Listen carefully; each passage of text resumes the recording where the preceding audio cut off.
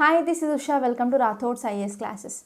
Today in this lecture, we are going to see the next chapter of the Lakshmikant, that is fundamental duties. So this is the ninth chapter which is present in the Lakshmikant. In the earlier lectures, we already studied about the fundamental rights and the DPSP. So if you see this fundamental rights and the DPSP, they are present in the original constitution. And if you see this fundamental rights, it is enshrined in the part 3 of Indian constitution from the article 12 to the article 35. So if you say this DPSP, it is enshrined in the part 4 of Indian constitution, and articles 36 from the article 51, they are talking about this DPSP. So if you see in this article 36, there is a definition of the state, and this definition of the state which is equal with the meaning of the definition of the state which we discussed in the fundamental rights. So if you see this fundamental duties, it is the not the part in our original constitution, and this is added by the 42nd Constitutional Amendment Act of 1976, mainly by the Indira Gandhi government.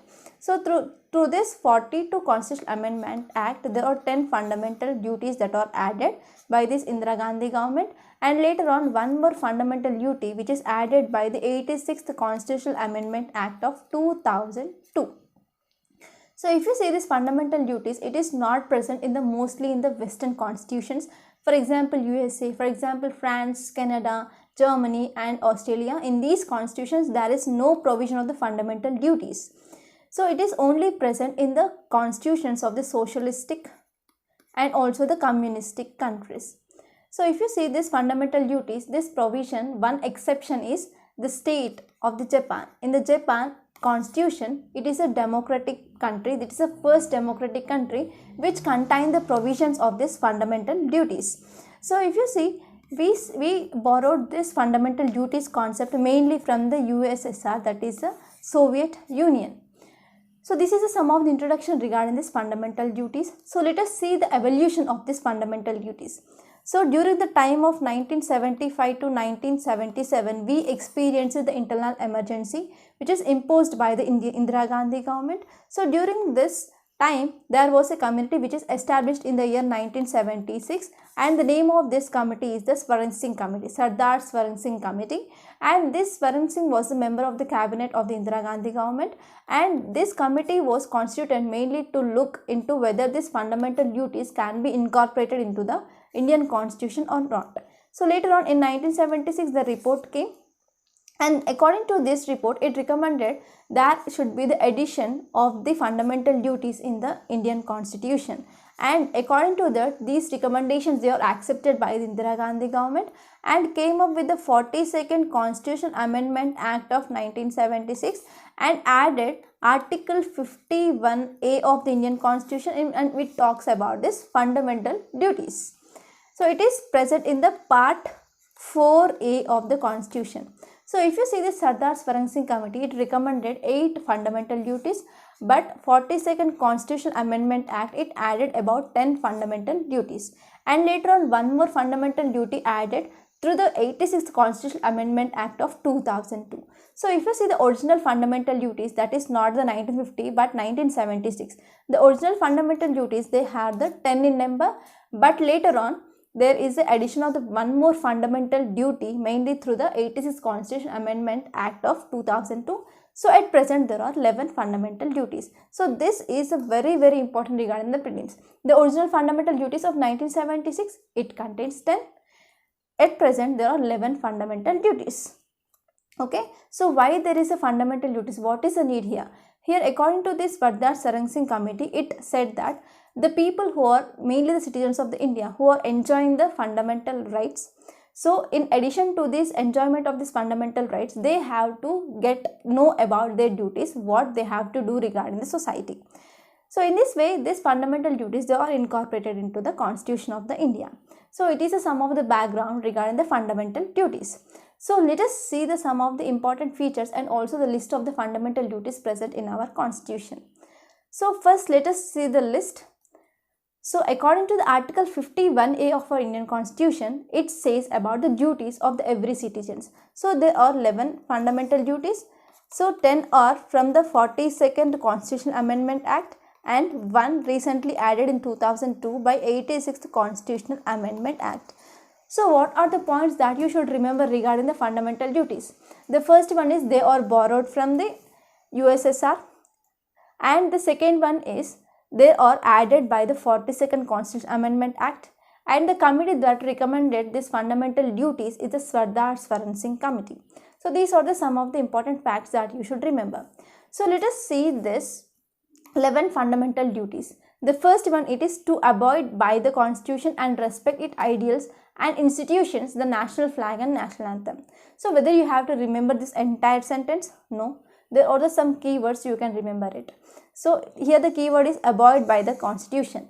And the second one is to cherish and follow the noble ideals that inspired the national struggle for the freedom. So you can remember the cherish and follow the noble ideas.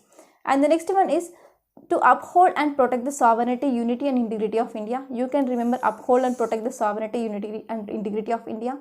And the next one is to defend the country and render the national service when called upon to do so. Here you can remember defend the country and render the national service. And the next one is to promote the harmony and the spirit of the common brotherhood amongst all the people of India, transcending religions, linguistic, regional or the sectional diversities, mainly to renounce these practices derogatory to the dignity of the women. So you can remember here protect the harmony and the spirit of common brotherhood. And the next one is to value and preserve the rich heritage. Here you can remember this part. To protect and improve the natural environment, including the forests, lakes, rivers, wildlife, etc. And the next one is to develop the scientific temper, humanism and the spirit of inquiry and reform. And the next one is to safeguard the public property and to abjure the violence. And the next one is to strive towards excellence in all the spheres of the individual. And the next one is to provide the opportunities for the education of the child or the ward between the age from the 6 to 14 years. And this duty, it is mainly added by the 86th Constitutional Amendment Act of 2002. So if you want to remember these fundamental rights, it is very important because you may get a direct question in the prelims. They may give the statements and they may ask you to identify which are the following are present in the fundamental duties. So in this context, you have to remember these fundamental duties. So to remember these fundamental duties, I have one mnemonic.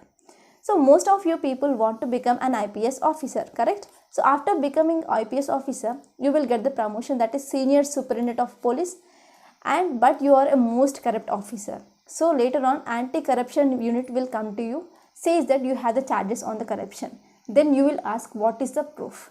They say I have the DVD. Then you have no way to come out of it. Then you will approach the people representatives like the news or media, anything, and you may ask them to not to publish this news, and later on you will win finally. So if you remember this SSP, ACU, DVD, PR and W, you will remember all these fundamental duties. It is my promise. So if you see the S stands for the safeguard of the public property, and another S for the strive for excellence, and P for the protection of environment, and A for the to abide by the Constitution, and C for the cherish and follow the noble ideals, and U for the uphold and protect the sovereignty, integrity of the country, and the D for the defend the country and render the national service, and V for the value and preserve the rich heritage, and another D for the development of the scientific temper, and PR for the promotion of the harmony and also the renounce practice, and W for the word here. So if you see here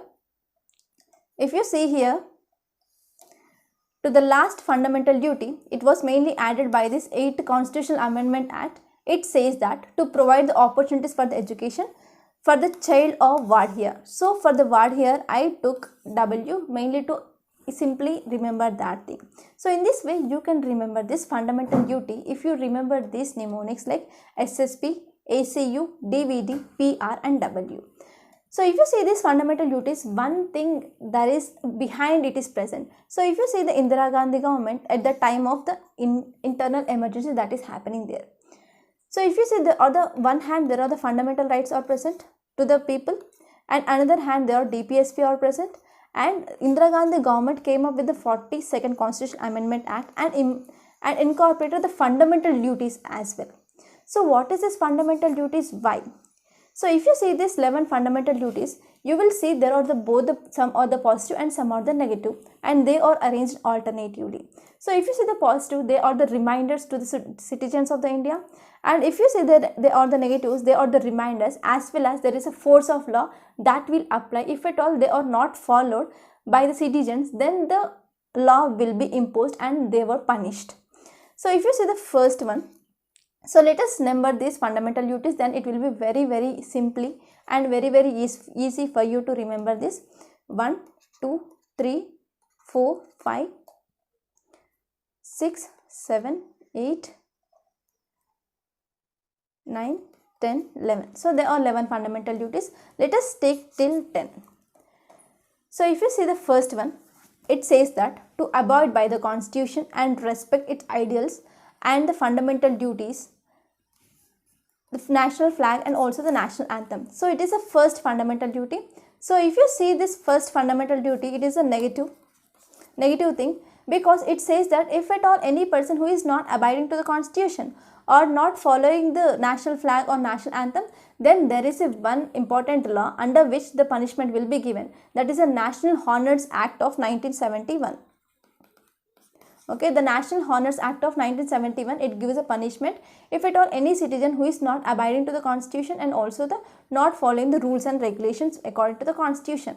So if you see the second fundamental duty, it talks that to cherish and follow the noble ideals that inspire the national struggle for the freedom. So it is just a reminder to the citizens of the India.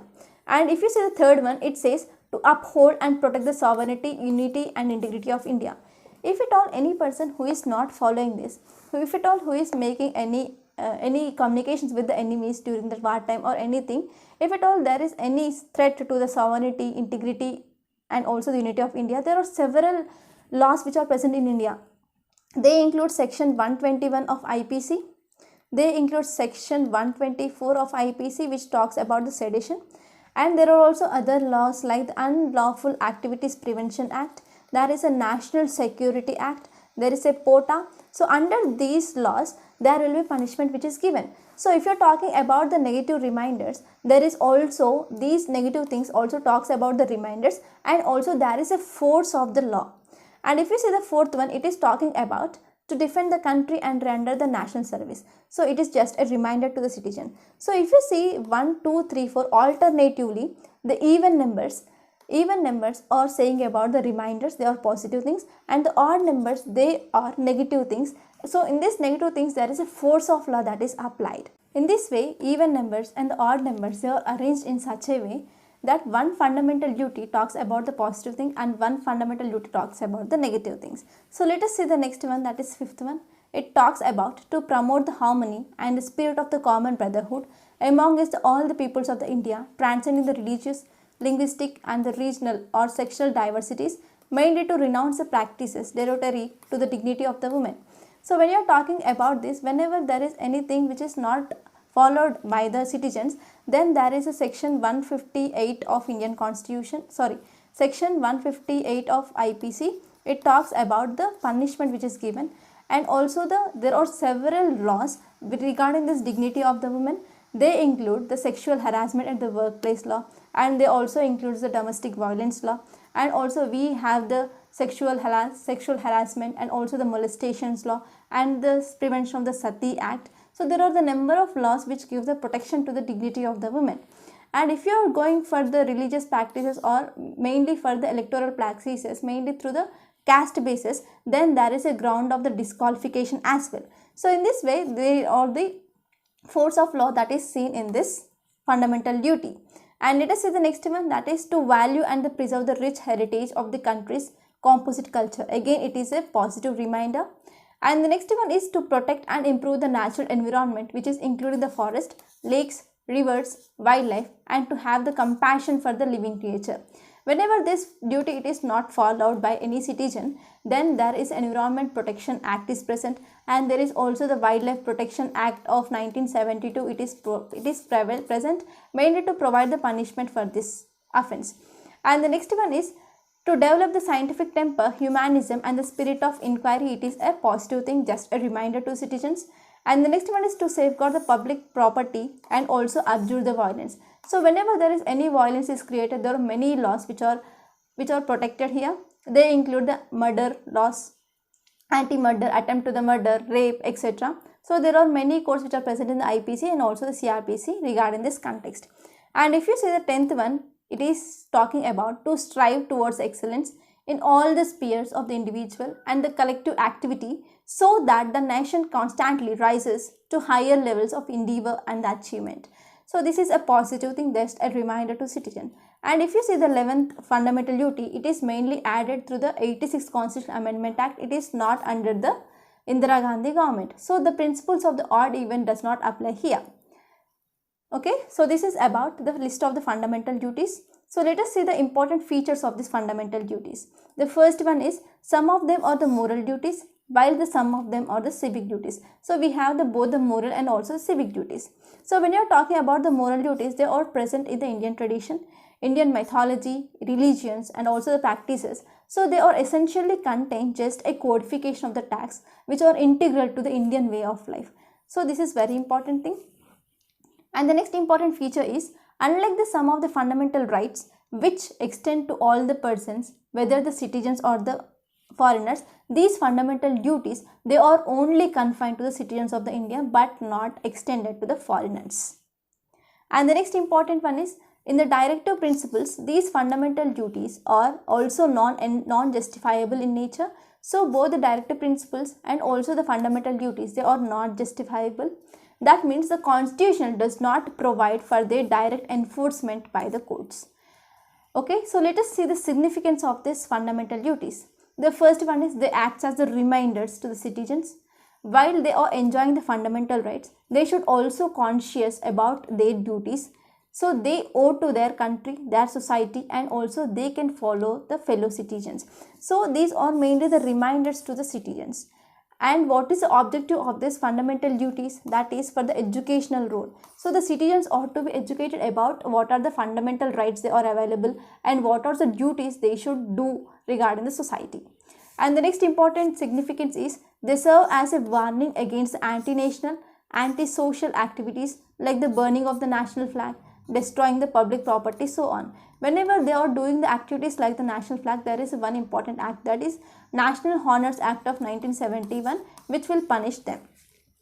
And the next important significance is, they serve as a source of the inspiration for the citizens, mainly to promote the sense of the discipline and also the commitment among them. And the next important one is, they help the courts in determining the constitutional validity of the law. So we already studied the same provision in the directive principles of the state policy as well. So the same applies here. And the next one is, they are enforceable by the law. So this is the important significance of this fundamental duty. They are the enforceable by the law. Hence, the Parliament can provide for the imposition of any appropriate penalty or imposition of any punishment for the failure or the fulfill of any of the important fundamental duty. So by this, there are several laws which are present. They include the section 124, section 121 of IPC.